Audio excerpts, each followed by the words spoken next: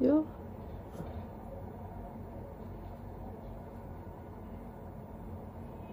What's popping?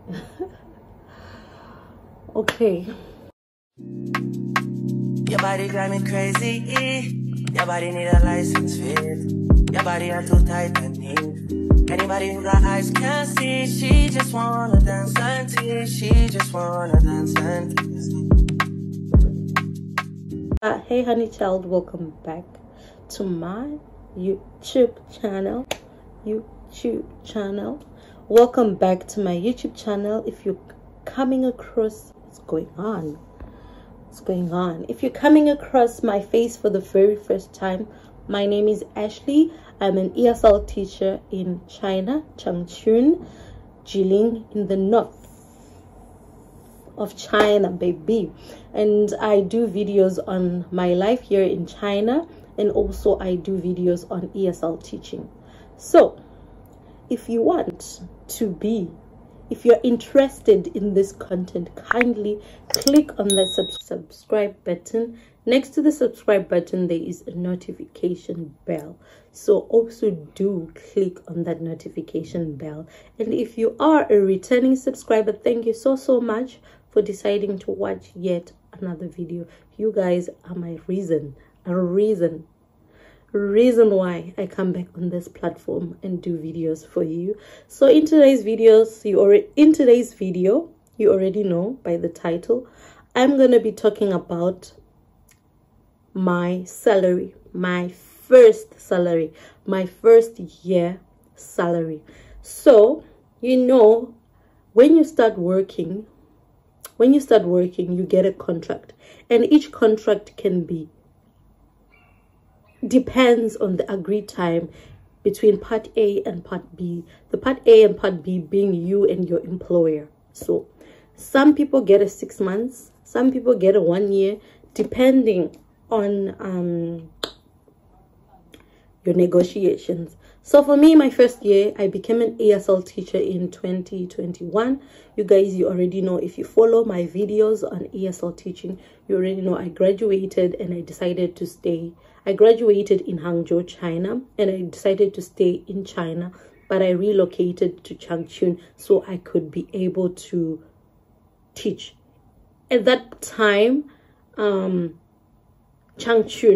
was the place that I could get a visa as a non-native.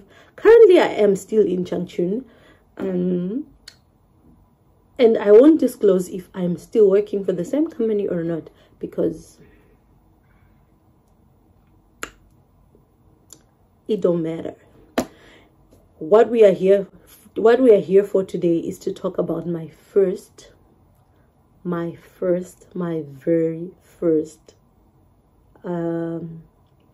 paycheck. So what I'm gonna do is I'm gonna take out my first contract. So I'm back with the contract. What's this? Oh, this is a visa application form, but we don't need this. We actually need the contract. This one is the Chinese version. This is the English version. Of course, I'm not gonna show it to you guys, but you have to just take my word for it, because but why would I lie? Like, why? What would I gain from lying? Actually, nothing. So you guys can't see. You just have to see. You guys can't see. Anyway, so the contract, every contract is different. Every company's contract is different. But mine, it's not even that heavy, you see. It's not even that heavy. It's just words. Anyway, the first part, you just fill in your name, all that goodies, right? And then it describes the hours, it describes the labor matters, what I'm supposed to do, why I'm being hired, stuff like that.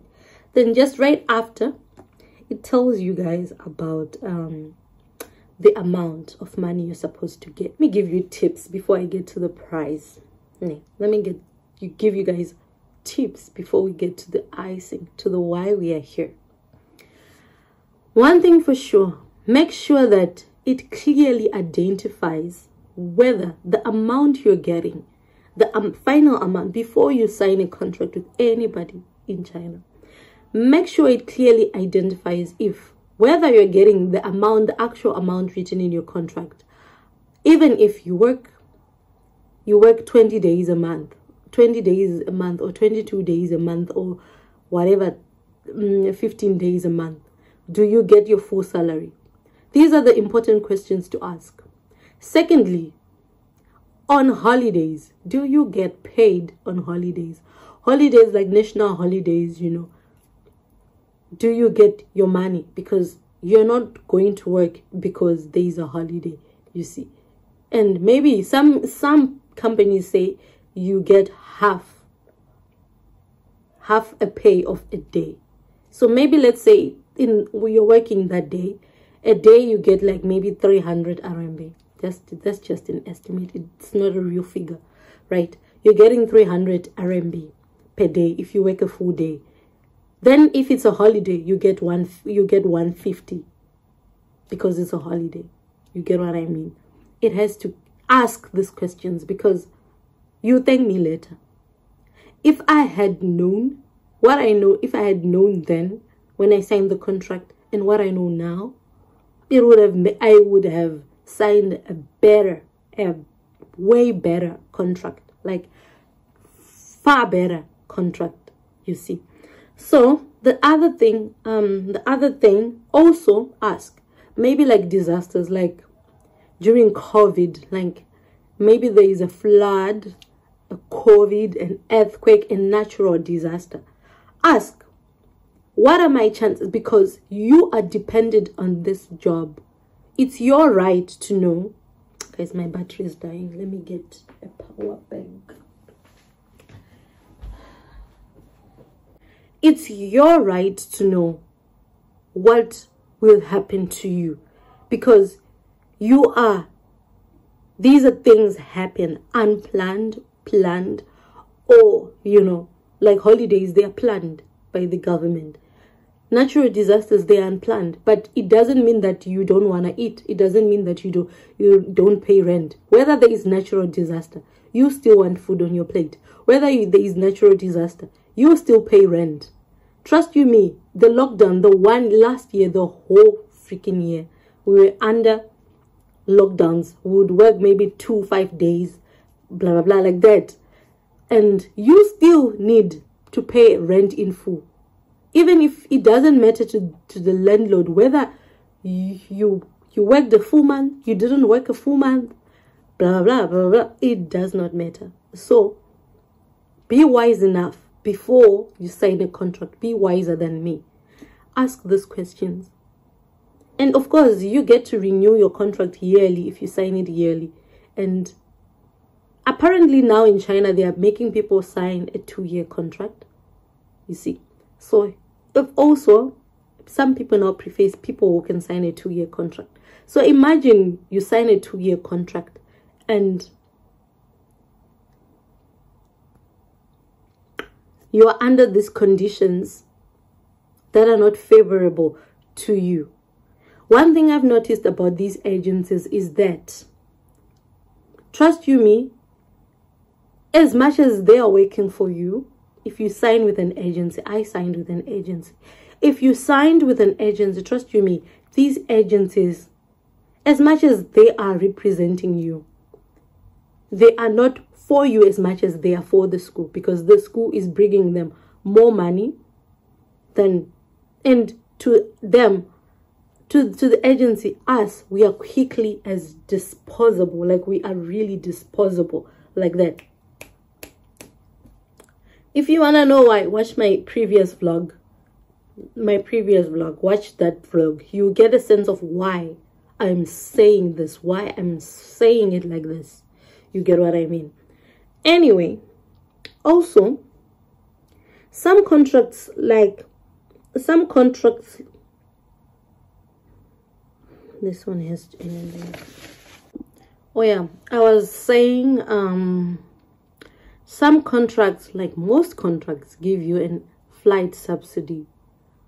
Ask, whether you're getting this full like flight subsidy if you worked, like some people calculate for you, like, oh, you've only worked 6 months, so your flight, we're going to calculate your flight allowance or subsidy or bonus according to the months you worked.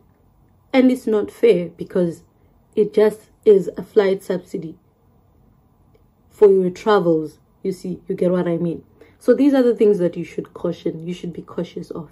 And also, some I've come across people, or even some agencies would say, you're only, like, maybe you're only paid for the time that you are working. When I say working, is even your break is not accounted for as working. You see, so you might be going to work at 8 in the morning, but your class only starts at 10. Your money is going to be starting to be calculated from 10. Whether your contract says you are getting 10K, they'll calculate, like Chinese, they calculate pay according to our hourly rate, hourly wage. You get what I mean? So if it means that they'll start calculating the time from 10 o'clock, you start working at 10 o'clock. At the end of the month, you're not getting that money that's written in your contract. So that's why I said it's very important. If you want to work in China, you're discussing contract, make sure you read your contract. Make sure you know what it says, and make sure you know that these things, you're okay with them. Because read word for word. Even if you take 2 weeks reading word for word, I suggest that you do that. And also, it's good that you also ask people from the same company that you're going. Ask them. Some companies don't like it, but then even if them, also ask them that, can I talk to 3 or 4 people that work for you before I make a decision? You have that right. It's your right to know what the company is like. What is the culture there? Do you want to be part of that movement, or you don't want to be? I don't know. I hope I'm making things clearer. However, as for me, my video, the purpose of this video is telling you guys how much I made in a year. Not how much I made in a year, sorry. How much I was being paid in my first year working as an ESL teacher. So I signed a contract with them in 2021, like I said. And I was being paid 8,600 per month. Did I get that 8,600 per month? I don't know. At that time, it was reasonable, because I was just a graduate. I was just literally fresh out of college. I graduated on, when was our ceremony? 18 June. I graduated 18 June 2021. And I signed this contract 15 June 2021.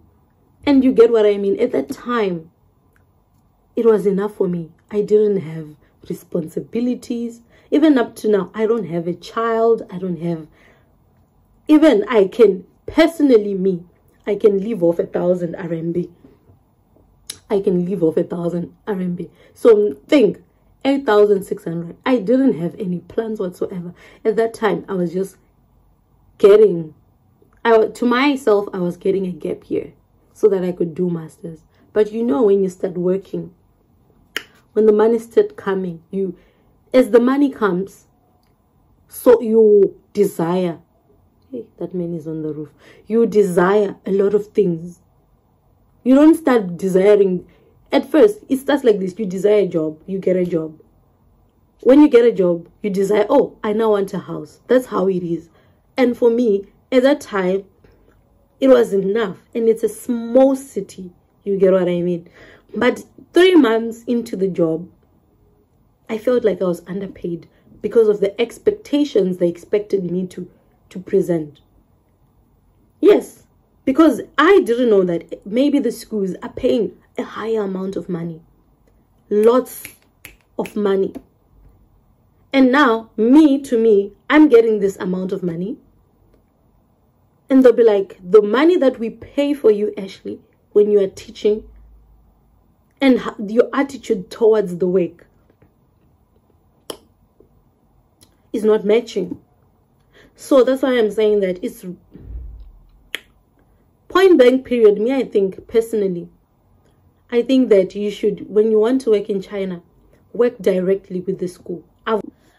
If you can, avoid agencies as much as you can, because they personally, for your own good, for your own peace of mind, because when you discover how much they are getting paid for you and how much you're actually getting paid, is another kind of heartbreak that will make you weak, you see. So anyway, this is it about this video. Comment down below what other video you would want me to do.